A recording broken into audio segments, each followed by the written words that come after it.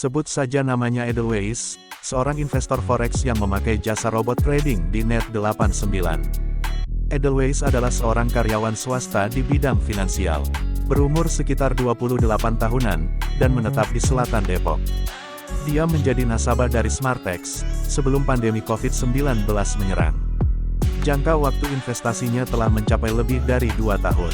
Sebagai informasi, Smartex adalah aplikasi besutan Net89, yang menawarkan jasa robot trading untuk investasi pada forex. Sehari-hari, Edelweiss hanya menunggu laporan dari asisten robotnya, di tengah kesibukan kerja kantoran. Jadi robot itu yang melakukan transaksi perdagangan forex, bahkan tanpa meminta persetujuan untuk membeli atau menjual aset. Konsep sederhananya, investor Net89 persis seperti juragan kontrakan, yang menunggu uang datang tanpa bersusah payah. Oleh sebab itu, Edelweiss tergiur menggunakan jasa robot trading. Sebelum memulai, dia memperhatikan lingkaran sekelilingnya yang telah mencoba lebih dahulu.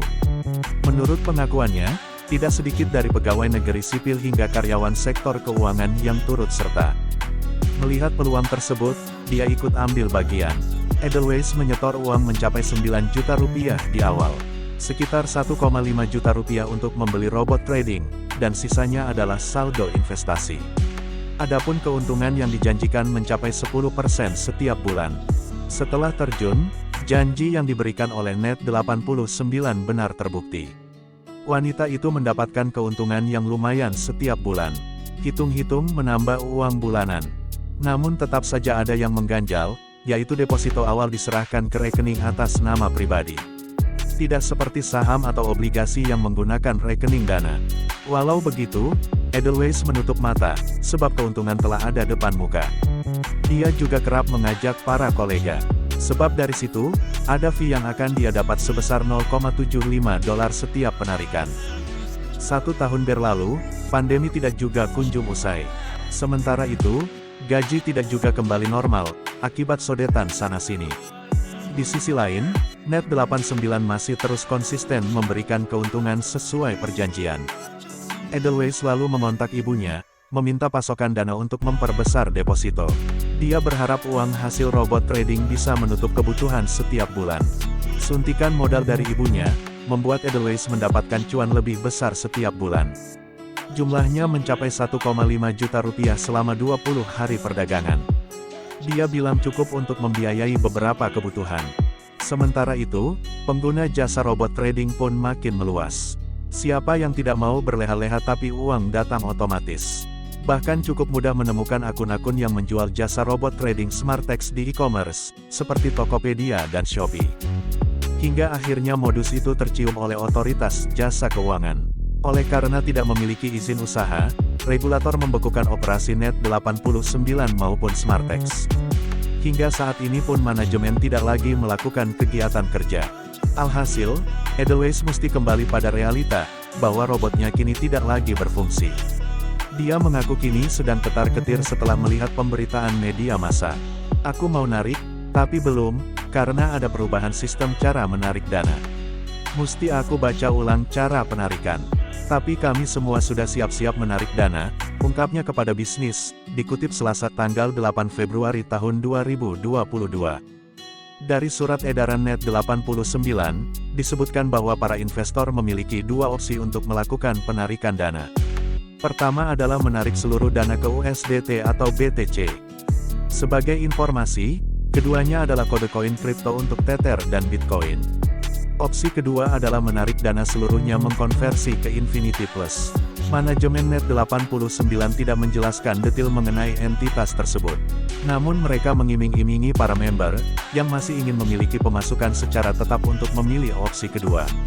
Selain itu, juga memiliki hak menjalankan bisnis, dan waktu pemrosesan lebih cepat dibandingkan yang pertama. Edelweiss mengaku tidak paham dengan skema penarikan dana pertama maupun kedua. Dia juga tidak mendapatkan detail yang cukup mengenai Infinity Plus. Skema tersebut seperti debt swap to equity, atau utang konversi menjadi saham pun dia belum mengetahuinya. Adapun yang pasti, Edelweiss menginginkan uangnya kembali secara utuh, tanpa kurang sepeser pun. Sementara itu, CEO Net89, Andreas Andreyanto, menyebut bahwa saat ini perusahaan sedang mendukung program dari pemerintah, di tengah banyaknya investasi-investasi bodong yang tidak jelas, dan maraknya penipuan yang mengatasnamakan robot trading, investasi forex dan lainnya. Saat ini kami sedang berusaha memenuhi aturan-aturan dan regulasi yang berlaku di Indonesia, jelasnya, dikutip pada Rabu, tanggal 2 Februari tahun 2022. Andreas juga meyakinkan para anggota, dan menyebut bahwa Net89 adalah perusahaan yang aman. Ia mengatakan, Net89 memiliki beragam aset di mana-mana dengan jumlah yang luar biasa besar.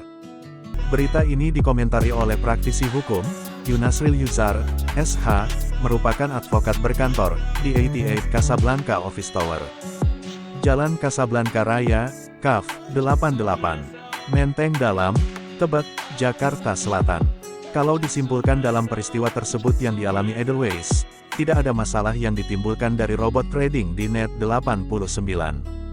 Disebutkan adanya dugaan tidak memiliki izin usaha, regulator membekukan operasional Net89, maupun Smartex. Hingga manajemen tidak lagi melakukan kegiatan kerja. Dengan demikian berhentinya aktivitas robot trading Smartex Net89, disebabkan oleh kekuasaan yang mengatur regulasi, bukan disebabkan oleh aktivitas robot trading Smartex tersebut, sehingga dapat dikatakan ada kekuasaan yang lebih besar, di luar kekuasaan manajemen Net89. Terdapat adanya halangan, yang betul-betul mengakibatkan prestasinya tak bisa dilakukan, bila halangan sedemikian rupa, dan memang keadaannya betul-betul tidak mungkin dilaksanakan, karena terjadinya penghentian secara paksa, oleh pengaruh di luar kekuasaan manajemen Net89.